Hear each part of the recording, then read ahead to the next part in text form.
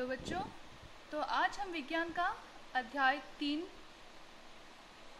अणु और परमाणु का एक नया टॉपिक आज पढ़ेंगे।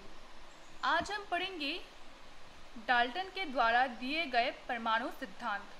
तो डाल्टन ने कुछ सिद्धांत दिए थे परमाणु के ऊपर, ठीक है, तो आज हम पढ़ेंगे। इसमें आपका प्रश्न आ सकता है इस तरह से कि डाल्टन के द्वारा दिए गए परमाणु सिद्धांत क्या क्या थे, उनका वर्णन कीजिए। तो आपको ये सभी सिद्धांत लिखने होंगे, ठीक है। डाल्टन ने परमाणु के ऊपर जो भी सिद्धांत दिए थे उसका लिमिटेशन था। लिमिटेशन मतलब उसमें कुछ डिसएडवांटेज था। क्या डिसएडवांटेज था? उसने जो बातें कही थी उनमें से कुछ बातें बाद में गलत साबित हुई, ठीक है। तो वो भी हम बाद में पढ़ेंगे, पर अभी आप जान लीजिए कि डाल्टन का दिया हुआ 6 सिद्धांत था। भले ही उन 6 सिद्धांत में से कुछ सिद्धांत बाद में जाकर गलत साबित हुए, लेकिन जब आपको प्रश्न पूछा जाए कि डाल्टन के द्वारा लिखे गए परमाणु सिद्धांत को लिखिए, तो आप सभी को लिखेंगे, चाहे उनमें से गलत हो या सही हो, ठीक है। तो सभी को लिखेंगे। और जब आपको प्रश्न पूछा जाए कि डाल्टन के द्वारा दिया गया सिद्धांत जो बाद में गलत साबित हुआ, तब आप उस पर्टिकुलर सिद्धांत को लिखेंगे जो गलत साबित हुआ, ठीक है। और उदाहरण के रूप से बताएंगे कि क्यों गलत साबित हुआ। तो वो आज सीखेंगे, ठीक है। तो पहला पॉइंट देखिए, यहाँ पे क्या लिखा गया है। सभी द्रव्य परमाणुओं से निर्मित होते हैं। तो हमने पहले ही पढ़ा चुका था कि सभी पदार्थ परमाणु से निर्मित होते हैं, पर यहाँ इसने द्रव की बात कही है। तो पहला पॉइंट इसका ये था कि सभी द्रव परमाणु से निर्मित होते हैं, पर एक्चुअल में कोई भी द्रव, यौगिक मिश्रण, गैसियस पदार्थ, ठोस पदार्थ, जितने भी पदार्थ हैं सभी परमाणु से निर्मित है, पर इसने द्रव की बात कही थी, ठीक है। तो ये आप लिखेंगे। दूसरा पॉइंट क्या है, देखिए, परमाणु अविभाज्य सूक्ष्मतम कण होते हैं। हमने पहले ही पढ़ा था कि परमाणु अविभाज्य होते हैं, मतलब परमाणु इतने छोटे होते हैं कि उसको और विभाज्य नहीं कर सकते, हम उसको और नहीं तोड़ सकते, ठीक है ना, इसलिए अविभाज्य कहा गया है। सूक्ष्मतम कण यानी कि सबसे छोटा कण है परमाणु, ठीक है। उसके बाद देखिए क्या लिखा हुआ है। परमाणु अविभाज्य सूक्ष्मतम कण होते हैं जो रासायनिक अभिक्रिया में ना तो सृजित होते हैं ना ही उनका विनाश होता है। यानी कि ये इतने छोटे होते हैं कि अगर रासायनिक अभिक्रिया इनका किया जाए तो ये अभिक्रिया में ना ही सृजित होते हैं, ना ही बनते हैं, ना ही उनको खत्म किया जा सकता है, ना ही उसको विनाश किया जा सकता है, ठीक है। बनाया भी नहीं जा सकता और विनाश भी नहीं किया जा सकता है। वो इतने छोटे होते हैं, इतने छोटे होने के कारण वो अविभाज्य होते हैं, ठीक है। सेकेंड पॉइंट भी इजी है, याद रहेगा आपको। थर्ड पॉइंट देखिए, दिए गए तत्व के सभी परमाणुओं का द्रव्यमान एवं रासायनिक गुणधर्म समान होते हैं। मतलब आपको अगर कोई एक तत्व दे दे, कोई एक तत्व दे दे, किसी एक तरीका का तत्व दे दे, और उसमें बताया गया है कि उस तत्व के सभी परमाणुओं का द्रव्यमान एवं रासायनिक गुणधर्म यानी कि रासायनिक फंक्शन, उसका विशेषताएं, कार्य समान होता है, ठीक है। परमाणु का द्रव्यमान भी समान होता है और रासायनिक विशेषताएं भी उसकी समान होती है। किसके? किसी एक तत्व के सभी परमाणु का, ठीक है। इसका उदाहरण के रूप में देखते हैं हम लोग। तो मान लीजिए मैंने हाइड्रोजन का तत्व लिया, तो हाइड्रोजन का तत्व लिया, इसका एटॉमिक संख्या होता है 1 और इसका द्रव्यमान होता है 1, ठीक है। तो हर क्षेत्र में इस हाइड्रोजन तत्व का जितना भी एलिमेंट है, जितना भी तत्व, इस हाइड्रोजन तत्व का जितना भी परमाणु है ना, बहुत छोटे छोटे परमाणु से मिलकर तो हाइड्रोजन बना है, तो जितने भी परमाणु हैं सभी परमाणुओं का द्रव्यमान 1 ही रहेगा, ठीक है। और इसकी जो विशेषता है, रासायनिक विशेषताएं हैं, वह भी बराबर रहेगी, चाहे उसको हम ऑक्सीजन के साथ मिलाएं, नाइट्रोजन के साथ मिलाएं या सल्फर के साथ मिलाएं, हमेशा वो एक ही प्रकार का रासायनिक विशेषताएं दिखाएगा और इसके परमाणु का द्रव्यमान भी हमेशा बराबर होगा, हमेशा 1 ही होगा, ठीक है। किसी एक तत्व के बारे में बोला है, ठीक है, लेकिन इसका जो है नाइट्रोजन का, इसका भी अपना द्रव्यमान है, अपना विशेषताएं हैं। वैसे ही सल्फर का भी अपना द्रव्यमान है और अपना विशेषताएं हैं। सभी दूसरे से अलग अलग है, लेकिन अपने में सिर्फ नाइट्रोजन का अगर देखें तो इसके सारे परमाणु का द्रव्यमान बराबर होगा। वैसे ही हाइड्रोजन का सारे परमाणु का द्रव्यमान 1 ही होगा, ठीक है, और इसकी जो विशेषताएं हैं परमाणु की, इसकी जो परमाणु की विशेषताएं हैं वो भी बराबर होंगी। लेकिन ये बात आगे चलकर गलत साबित हुई। क्यों? क्योंकि हमारे प्रकृति में कुछ ऐसे तत्व भी हैं जो सिर्फ एक रूप में नहीं, एक से अधिक रूप में पाए जाते हैं। जैसे कि हाइड्रोजन खुद, हाइड्रोजन हमारा प्रकृति में 3 रूप में पाया जाता है। उनका एटॉमिक संख्या तो एक ही है, लेकिन एक में उसका द्रव्यमान 1 है, दूसरे रूप में उसका द्रव्यमान 2 है और तीसरे रूप में उसका द्रव्यमान 3 है। तो हाइड्रोजन 3 रूप में पाया जाता है। तो ये हो गया आपका प्रोटोनियम, ये ड्यूटेरियम, ये ट्रिटियम। तो हाइड्रोजन का 3 रूप। अब देखो तीनों ही हाइड्रोजन है, तीनों ही हाइड्रोजन के ही परमाणु हैं, अलग अलग रूप है, लेकिन उनका द्रव्यमान अलग अलग है। और द्रव्यमान अलग अलग होने के कारण इनका रासायनिक गुणधर्म भी अलग अलग होगा।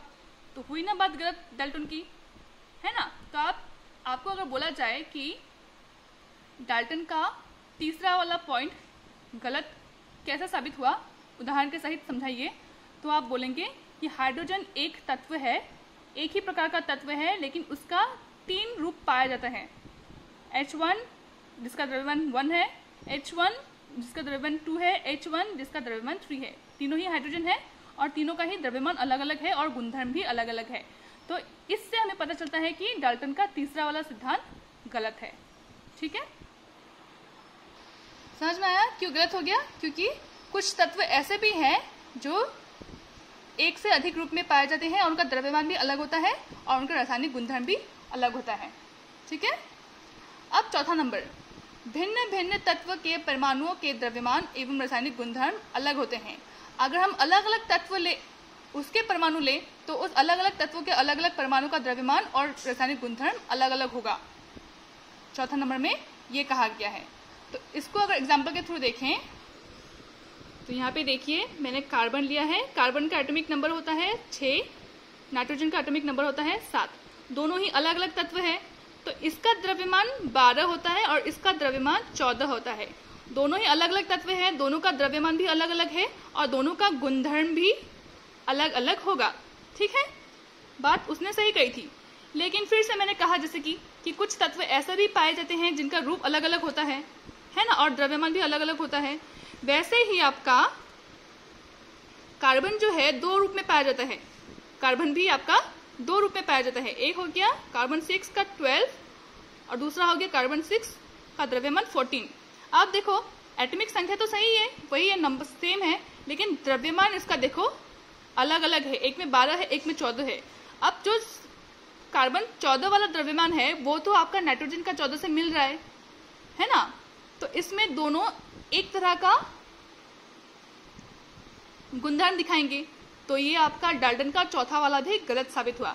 तो अगर बोले कि डाल्टन का चौथा वाला सिद्धांत को गलत साबित करिए और उसका उदाहरण दीजिए, तो आप ये वाला उदाहरण देंगे कि कार्बन का वैसे तो 2 रूप होता है। एक होता है कार्बन 6 12, कार्बन 6 14।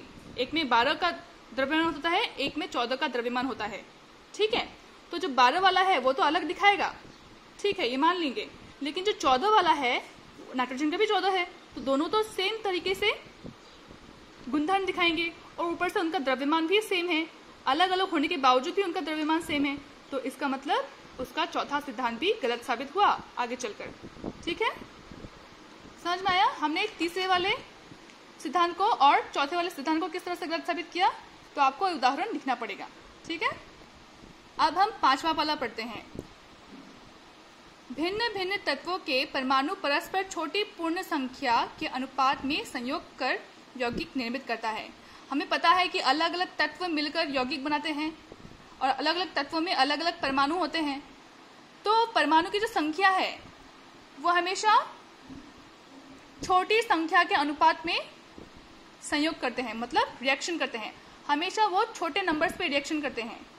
ठीक है, इसको समझने के लिए हम एक उदाहरण लेते हैं। मान लीजिए मैंने जल लिया, जल एक यौगिक है और जल का फॉर्मूला H2O है। तो जल में हमेशा हाइड्रोजन की मात्रा 2 रहती है और ऑक्सीजन की मात्रा 1 रहती है। ठीक है, ये आपको पता है ना। तो इसको अगर हम परमाणु के अनुपात से देखें या द्रव्यमान के अनुपात से देखें, तो देखो हाइड्रोजन का द्रव्यमान 1 होता है, तो यहाँ 2 हाइड्रोजन है तो 2 होगा इस टू। एक ऑक्सीजन का द्रव्यमान कितना होता है? 16 होता है, 16 होता है। तो अगर बोला जाए कि पानी का द्रव्यमान के हिसाब से अनुपात लिखिए, तो आप कभी भी 2:16 नहीं लिखेंगे, हम इसको हमेशा छोटा करके लिखेंगे। 1 2 1 2 2 8 16, तो 1:8 लिखेंगे। समझ में आया? अगर आपको पूछा जाए कि पानी का द्रव्यमान के अनुपात लिखिए, तो हम लिखेंगे 1:8। हमेशा हम छोटा वाला संख्या लिखेंगे। इस रेशियो में हमेशा पानी का जो तत्व है वह एक दूसरे के साथ संयोग करता है और जल का निर्माण करता है। वैसे ही दूसरे केमिकल, दूसरे यौगिक का भी इसी तरह से छोटा नंबर में ही संयोग होता है। हम कभी भी 2:16 नहीं लिखते। 2:16 सही है, लेकिन हम कभी भी बड़ा नंबर नहीं लिखते। हम लिखते हैं उसको तोड़कर, जितना हो सके तोड़कर छोटे में लिखते हैं। अगर यहाँ पे 2 होता तो 2 1 2 2 4 8 1:4 लिखते। मतलब जितना छोटा कर सकते हो उतना छोटा करना होता है। ठीक है, तो 5वां वाला सही है इसका। ठीक है, उसमें आप ये उदाहरण देख सकते हो। ठीक है, अब हम देखते हैं लास्ट वाला। किसी भी यौगिक में परमाणु की सापेक्ष संख्या एवं प्रकार निश्चित होते हैं। यानी कि कोई भी एक यौगिक ले लो, उस यौगिक में परमाणु का जो संख्या है और जो प्रकार है वो हमेशा निश्चित होता है। ठीक है, इसका भी उदाहरण हम जल से ही ले सकते हैं। इसी उदाहरण में देखिए, तो जल एक यौगिक है, तो उस यौगिक में तत्व की संख्या हमेशा निश्चित होती है। हमेशा निश्चित होती है मतलब देखो, हमेशा उसमें हाइड्रोजन तत्व का मात्रा 2 ही रहेगा और ऑक्सीजन तत्व का मात्रा 1 ही रहेगा। ठीक है, और प्रकार देखेंगे तो जल में हमेशा हाइड्रोजन ही रहेगा और ऑक्सीजन ही रहेगा। ऐसा नहीं कि यहाँ पे नाइट्रोजन भी आ जाए। ठीक है, तो प्रकार और उनकी संख्या हमेशा यौगिक में फिक्स रहता है, निश्चित रहता है। ठीक है, किसी एक यौगिक में उसके तत्वों की संख्या और उसके प्रकार हमेशा निश्चित रहते हैं। जैसे कि जल एक यौगिक है, उसमें उसके तत्वों के प्रकार हाइड्रोजन और ऑक्सीजन ही रहेंगे। यहाँ पे नाइट्रोजन, सल्फर ऐसा कुछ भी नहीं घुस सकता। हमेशा हाइड्रोजन एंड ऑक्सीजन मिलकर ही जल का निर्माण करते हैं और उनकी संख्या भी निश्चित है। मतलब जल का निर्माण करते वक्त हमेशा हाइड्रोजन का मात्रा 2 होना चाहिए और ऑक्सीजन का मात्रा 1 होना चाहिए। अगर हम ऑक्सीजन का मात्रा भी 2 कर दे तो वो दूसरा पदार्थ बन जाएगा, वो जल रहेगा ही नहीं। तो ये बात भी फिक्स है। ठीक है, ये बात भी सही है। तो इसके लिए भी आप एग्जांपल दे सकते हो हाइड्रोजन का और ऑक्सीजन का, मतलब वाटर का। ठीक है, समझ में आया आप सबको?